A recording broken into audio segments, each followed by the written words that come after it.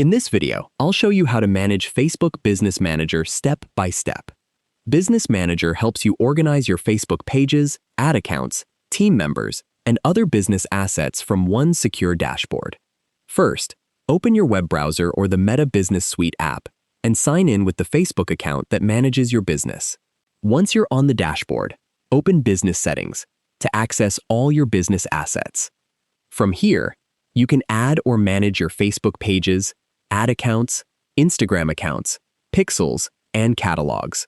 To manage your team, click People, then add new members or update their permissions based on their roles. You can also assign access to specific pages or ad accounts without sharing your personal login details. Use the Content section to create and schedule posts, reply to messages, and manage comments across Facebook and Instagram.